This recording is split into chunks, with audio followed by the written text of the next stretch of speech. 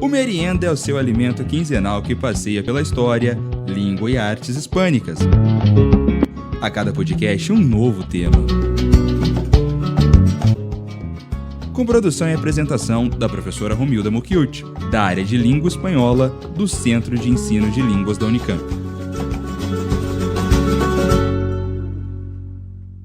Não é eu que sei, mas foi contado pelos meus pais. Era casal de gente que morava assim, num lugar, e tinha outro vizinho que vivia sozinho. O vizinho possuía 3 moças. Aí se engraçou de uma, casou com ela, matou ela. Depois ele ficou chorando por ali, coisa e tal, até que casou com a outra. Fez do mesmo jeito. Aí, afinal de contas, que ele disse ficar por ali chorando e tal, etc. Mas no caso ele matar ela para comer. Ele pega a ossada dela, aquela caveira, joga lá detrás do Assamaúma, nem da Sacupeba de Salomão, ele deixa a caveira. Aí um dia chegou a outra, bem novinha, né, chorando e tal. E lá se vinha ele de novo chorando. Será que ele ia perder outra menina? Era a filha da casa, né? Aí o que faz os irmãos dela? Disse, sabe, não está certo isso. Aí ela chegou e falou, disse, bem, ele foi para a mata caçar, trouxe as besteirinhas, fez o fogo, fez a comida pouquinho, comeu, achou que estava pouca, ele foi, cortou a própria carne dele, foi fazer a comida, foi comer, comeu, aí achou que estava gostosa a carne, ele foi, pegou outro pedaço, cortou, foi assar e comeu. Ele gritou por ela, depois vai se levantar. Aí ele ficou lá, caído. Ela foi descer, está escondido. Ela veio, pegou o bom de pilão, matou ele. Porque senão ele tinha comido ela também, né? Aí ela contou a história, que tinha matado ele, coisa e tal. Aí os outros vieram e foram olhar. Ela foi bater lá na Sacupeba do Sabaúba. Tá lá, ossada, todinha, tudo tá lá. Das irmãs aí pegaram ele, os 3 irmãos dela pegou ele e se portou lá, pertinho da casa. Né? Aí ajeitou para lá e veio embora. Com 1 ano e 9 meses foram lá. Tinha nascido a bananeira, Ioasca e Taboca. E surgiu essa bebida de ayahuasca. Teve o sonho da pessoa que indicou e foi beber, deu certo, né?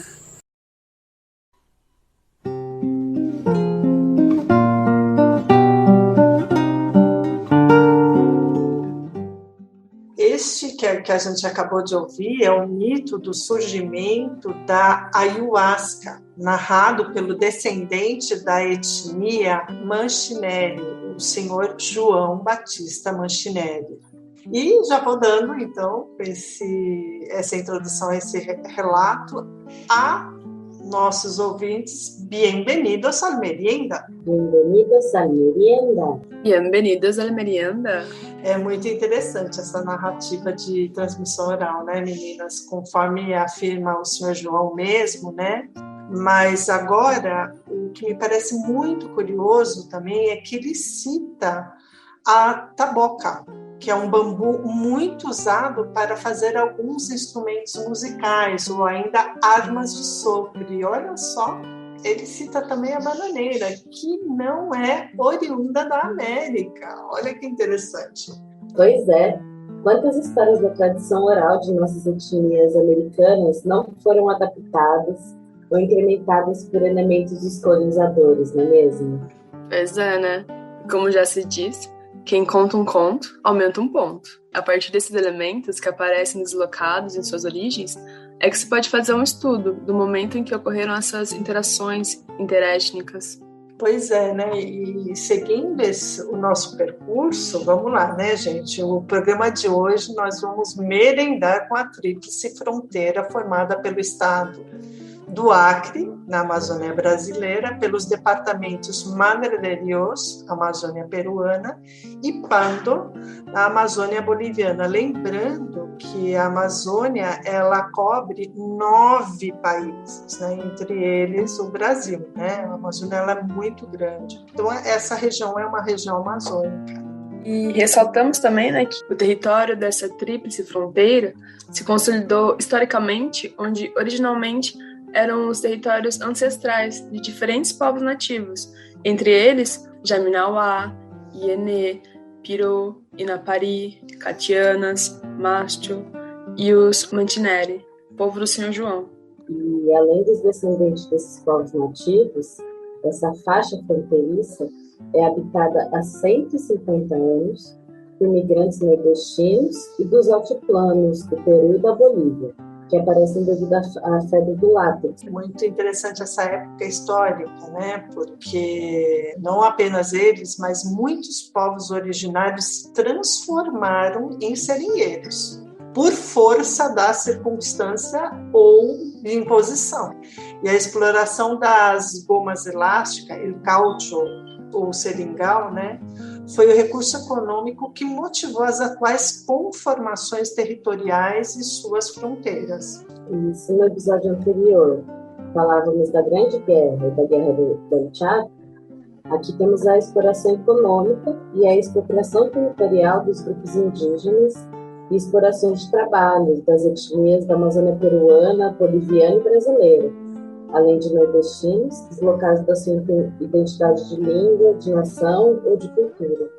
Claro, né, a formação regional e a posterior definição das fronteiras também foram marcadas por conflitos e confrontos. Pois é, né, os conhecidos como barões do caucho, da seringa, eles disputavam ali nessa região, palmo a palmo, as áreas dos gomais e tomaram partido dos Estados-nações, que lhes davam maiores recursos, seja ele Peru, Bolívia ou Brasil, para a manutenção dos seus limites e de seus empreendedorismo, por assim dizer, né? Está na moda essa palavra, empreendedorismo, né? Pois é, e vale ressaltar que a disputa, naquele momento, significava ter o domínio dos recursos econômicos em detrimento das disputas nacionais, principalmente porque eram espanhóis e portugueses, dentre outras nacionalidades, que compunham o quadro geopolítico da região.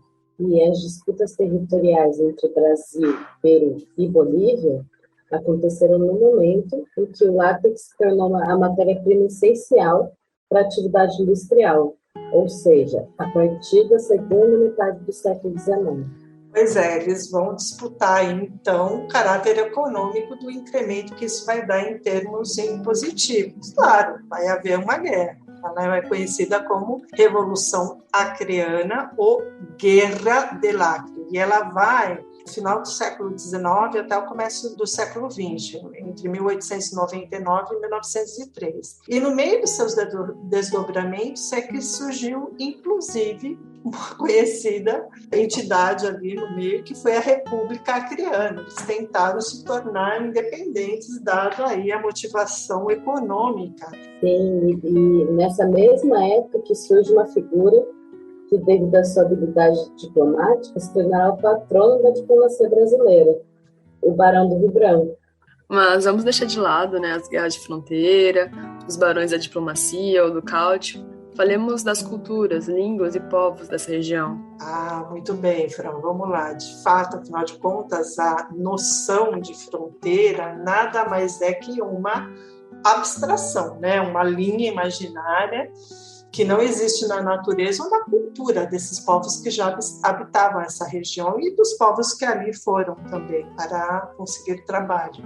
Sim, as populações indígenas originárias da tríplice fronteira, formado pelo Acre, no Brasil, Pando, na Bolívia e Madre de Dios, no Peru, desde o passado observava acidentes geográficos como limites de convivência. E muitas vezes se denominavam conforme esses acidentes geográficos mesmo, como os povos das terras altas, né, os Andes, e os das terras baixas, Amazônia. Acidentes estes que separavam os povos andinos dos indígenas das bacias hidrográficas dos rios Purus, Ucayali, Madre de Dios e Juruá. E atualmente é muito triste a gente perceber que, além das fronteiras materiais identificáveis nos mapas, há também as fronteiras sociais que separam, né, esses indivíduos, grupos sociais e, inclusive, as nações que estão ali na fronteira, mesmo que esta se encontrem num espaço geográfico, grupo étnico e linguístico muito comuns, né? Porque ali na fronteira, eles, independente, é muito interessante ver os arquivos, basta procurar no YouTube, por exemplo, né, algumas reportagens, eles falam indiscriminadamente, usam a linguagem cotidiana, o português, o espanhol e as línguas indígenas da região. E vale lembrar também, diante de tudo isso, o acriano, enquanto povo, foi inventado a partir do evento Revolução Acriana. Antes não existiam acrianos, mas cearenses, maranhenses, pernambucanos, norte-riograndenses, que eram ligados ao extrativismo da borracha, árabes, portugueses, sírios, libaneses, turcos, ligados ao comércio de mercadorias, e os povos originários. Uma curiosidade bem interessante, né? A denominação acriana passa a ser usada após a criação do território federal do Acre, em 1904. Pois é, né? E esse acriano, ex-nordestino, ex-cearense, o banido pela seca, o renegado, e também esses povos originários, ou seja, toda a população daí, né? Ou seja, esse acriano que surge, vai surgir também na relação com o chão, com o Acre, o rio, e também a relação com o outro, como sendo aquele que vai se antepor ali na fronteira, o boliviano, o peruano, e aí vão surgir também as noções de como é a pessoa que está do outro lado da fronteira. E vai surgir também uma noção do que é o pandino, né, ou peruano, e o que é o madrerino, que é o de Madre Dios, e por aí vai. E no que diz respeito também à convivência entre os brasileiros do Acre e os peruanos, o Euclides da Cunha ressalta que até 1903 os brasileiros viam nos peruanos menos um estrangeiro que um sócio na mesma empresa contra as dificuldades naturais. Pois é interessante isso, né, Renata? Porque o Euclides da Cunha ele esteve ali na região também, mas infelizmente a gente só tem agora acesso às reportagens que ele publicava no Estado, que naquela época mas ele iria escrever um livro antes de que fosse assassinado. A gente já conhece essa historinha, né? Mas é muito interessante ler porque ele queria outra vez fazer uma pesquisa etnográfica, como ele fez também nos sertões. E por outro lado, né, as narrativas dos indígenas sempre versam sobre o período do auge da exploração do látex, como o período do contato dos povos nativos com os brancos. Este marco que estabelece uma linha divisória, né, entre um antes tradicional e um depois, de muitas atrocidades contra as populações. E aí a gente vê que tudo é feito de não só intrigas, mas também de guerra, corpo a corpo, língua, né? E após esse período de criação dessas fronteiras nacionais e também sociais, as relações pessoais, então, passam a ter um caráter pragmático, porque o povo tem que ser pragmático. O que eu ganho com isso? Não é verdade? Tem que sobreviver, né? Tem que sobreviver. Então, por exemplo, a união estável entre pessoas, independente da nacionalidade, continua a acontecer. Entretanto, surge a instrumentalização de uma visão absolutamente prática sobre a nacionalidade. E é curioso que o pragmatismo se dá onde ocorrerá o registro dos filhos, no país mais conveniente. Claro, nesse caso, ali, naquela época, o Brasil, que é um fato documentado também em outras áreas fronteiriças. Sim, né? E como é o caso do episódio anterior, em que vimos que os bolivianos preferem o Brasil devido à cultura de manutenção da criança na escola. Pois é, no episódio anterior, olha, quem ainda não ouviu vai lá, né? A gente ouviu que os bolivianos comentam que a feira dura o dia inteiro na Bolívia, enquanto no Brasil é só na parte da manhã. Então, desta forma, né, eles desde crianças levam as crianças para a feira e tudo, né, tem uma parte do dia que dá para deixar as crianças na escola, né, e isso contribui também para digamos, uma troca melhor, por uma esperança melhor de vida para os filhos. Então, alguns peruanos e bolivianos que moram um pouco longe da fronteira também, no caso dessa nossa fronteira que estamos tratando hoje, dessa tríplice, também registram o nascimento de seus filhos no Brasil, com o fim de obter a nacionalidade brasileira e também os recursos sociais que tem o Brasil, diferentemente daquela região, né, em que eles vivem, tanto da Bolívia como também do Peru. Sim, da mesma forma que os fluxos comerciais estão definidos em boa parte pelo caráter diferencial que a fronteira impõe aos preços e aos produtos. E essa história aí é antiga, né, Renata? Vocês se lembram bem do Santo do Paoco, né? Aliás, essa história de burlar a lei para não pagar imposto tem características peculiares de cada povo, não é, Renata? Os bolivianos, né, a Renata estava contando, né, em off aqui para a gente, que os bolivianos, eles acabam não pintando a casa. Então, quando a gente vê a casa por fora, ela parece feia. Quando a gente entra na casa, a casa é muito bonita. Por quê? Porque tem um imposto que se paga a partir do momento em que a casa é terminada. Então, a pessoa não termina a casa por fora, por quê? Porque senão ela vai ter que pagar o imposto. Gente, olha só. Então é muito interessante quando a gente atravessa a fronteira, a gente vê que é isso, né? As pessoas, é aquela coisa que parece... Mas é isso, é porque tem um imposto aí, né? Tinha esse imposto, não sei se ele ainda tem, e acaba isso perdurando ao longo da cultura.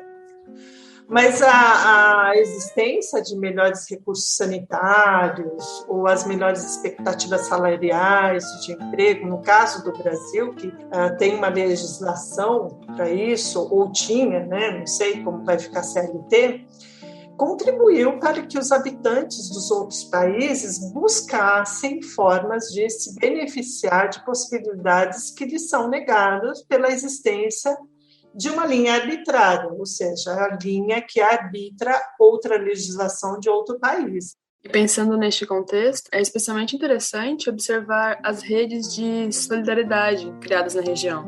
Afinal, contar com uma boa rede de parentes e de amigos que atravessam os limites jurisdicionais facilita a instrumentalização da posição fronteiriça.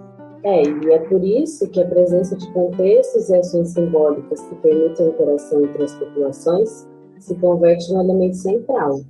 Pois é, né? Nada como ter parentes, amigos, conhecidos nos diversos países da fronteira para fazer os negócios que melhor convém, não é verdade? Com o imposto, olha, lá é mais barato o gás, que é o caso da Bolívia, né?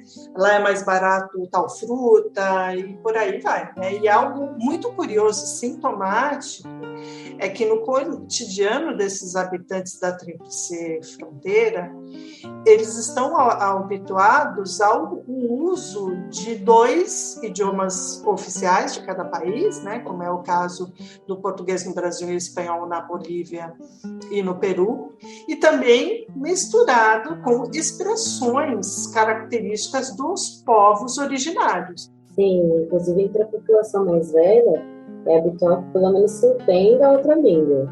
Em alguns casos se utiliza uma mistura dos idiomas, que é aquilo que a gente conhece como portunhol. Muito bem. E os contextos festivos e cerimoniais propiciam a comunicação e o intercâmbio, né, de uns e outros países, tanto do ponto de vista social, como econômico e cultural. Essa é a parte boa, né? Um exemplo desse intercâmbio é a conformação de uma devoção ou a participação em rituais ordinários, ou seja, aqueles cotidianos, ou aqueles que são extraordinários, ou seja, que não faz parte do cotidiano. Sim, as festas locais continuam sendo motivos centrais de interação, igual que a gente comentava no episódio anterior. O episódio anterior foi muito interessante mesmo, porque a gente falou até de lavar o santo, né? Sim, lavar o santo no rio. No rio, isso. Ele não era louco. Pelo menos pensamos assim, né? Ou era, sei lá, se eles faziam contrabando.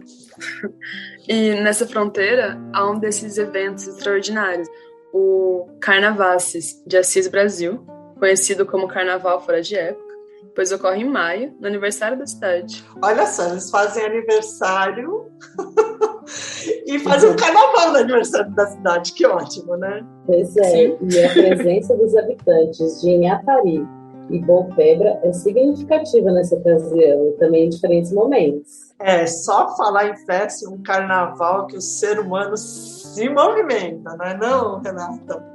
É claro, e os peruanos e bolivianos ocupam um papel especialmente ativo durante os bailes noturnos, ou nos desfiles dos quais participam, entre outros grupos, as escolas de Assis Brasil, quando elas se juntam aos estudantes bolivianos e peruanos. Sim, claro, né? Os representantes políticos das 3 localidades não deixam de aproveitar essa característica festeira da população e realizam atos institucionais conjuntos, como de içar as bandeiras dos 3 países em datas comemorativas.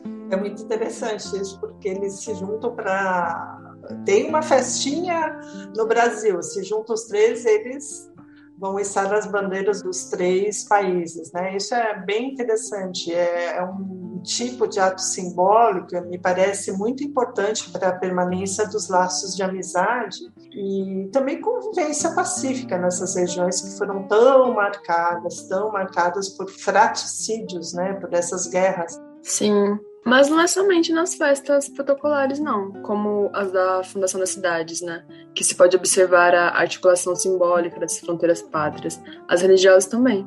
É muito interessante você ter falado nisso, porque tem a celebração no Seringal de Icuriã, de Assis Brasil, da Romaria de Bom Sucesso, também conhecida como Santa Raimunda. Ela evidencia a existência de rituais que articulam as populações locais, que vão muito além do seu pertencimento estatal, né? Ou seja, de país. É muito curioso isso, né?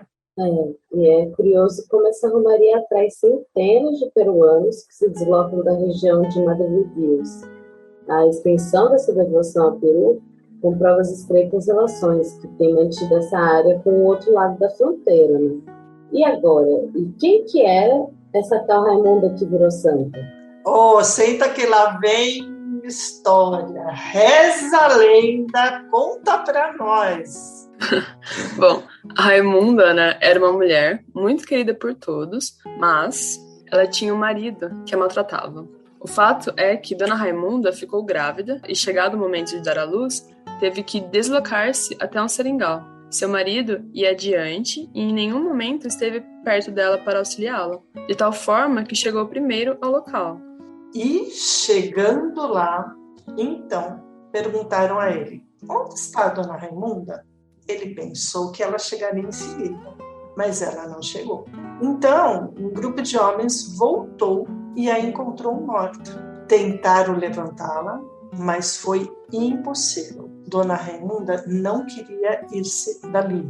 Ou seja, o corpo estava morto e eles não conseguiam removê-la dali. Não é que ela não tivesse vontade, o corpo não saía dali. Então, resolveram enterrá-la no lugar de sua morte, né? Nossa, que forte, né? Curioso que nessa narrativa você encontra todos os elementos para que a luta adquira um significado relevante em toda a área de construção de valores, que é o seringal, que é a travessia, né? Uma boa mãe grávida, um mau marido que paga com a morte da sua mulher e do seu filho.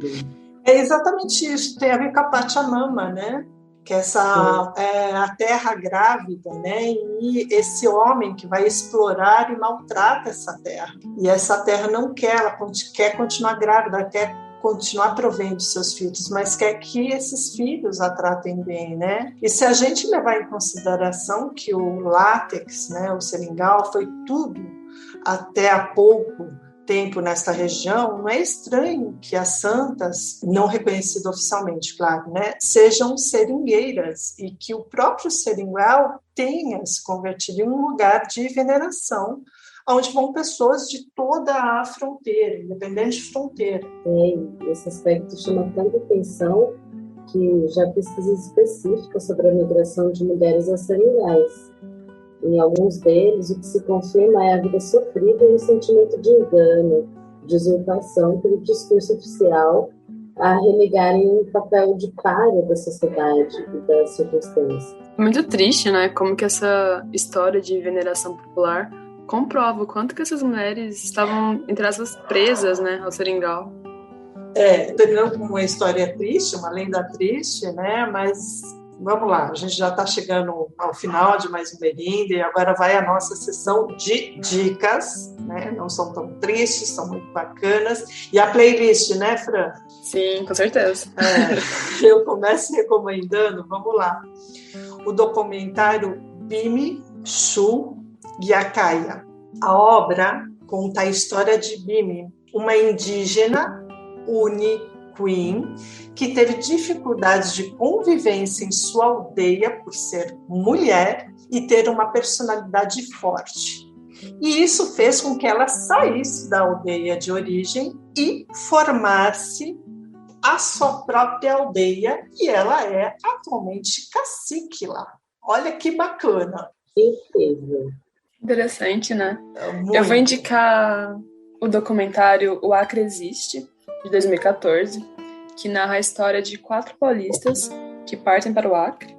O filme constrói, com encontros e vivências, um retrato contemporâneo do povo e da cultura acreana e, a partir dessas tensões, né, viaja da história do Estado ao santo daime das tribos indígenas, à herança de Chico Mendes, dos soldados da borracha ao Acre atual. O documentário expõe essa descoberta mútua entre os que chegam e os que lá estão. Muito bem lembrado, viu, Fran? Porque já que iniciamos com a fala do senhor João Martinelli, né, falando sobre o mito do surgimento da ayahuasca, nada como ver um documentário sobre o Santo Daime e também sobre esse grande protetor, né, que foi o Chico Mendes, que lutou pelos direitos do seringueiro. Renata, alguma dica? A minha dica vai ser Um Poeta na Amazônia, que é o meu francês incrível. Em tradução livre, Um Poeta na Amazônia, de 2021, que é o novo filme do diretor de documentários franco-espanhol, José Huerta. José Huerta, muito bem. José Huerta, que foi inspirado no conturbado processo eleitoral brasileiro de 2018. Vocês lembram desse processo? Pois é. Como não? Com a obra, como não, como esquecer? Jamais esqueceremos. Com a obra, o cineasta José Huerta joga a luz no trabalho de um poeta acreano, que é o César Félix, que durante a campanha propôs literatura e poesia em contraponto ao ambiente violento que predominou nas redes sociais naquele período e que fraturou a sociedade brasileira. Muito bem, é muito interessante porque o José Huerta viu de longe o que estava acontecendo no Brasil, se sentiu tão comovido que resolveu fazer este filme, esse que estreou agora em 2021, né? E a gente traduziu aqui Um Poeta na Amazônia, mas ele ainda não está traduzido ao português, mas vale muito a pena dar uma olhadinha aí. E se você curte uma boa leitura, cheia de ironia, a dica é o romance Galvez, ou Galvez, o Imperador do Acre, a sátira da história, de Márcio de Souza. E também um livro de ensaios que a gente comentava aqui ao longo do programa, de Euclides da Cunha, Um Paraíso Perdido. A gente vai ficando por aqui. Desejo um ótimo merenda para vocês e vai lá curtir essa playlist maravilhosa montada pela Fran Servini, né, Fran? Isso aí. Curtam bastante a playlist, ouçam aqui os episódios e até o próximo, gente. Até a próxima Tríplice Fronteira.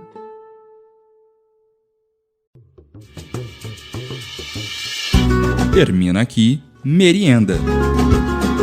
Produção e apresentação, Romilda Mokilt. Realização, Rádio Unicamp.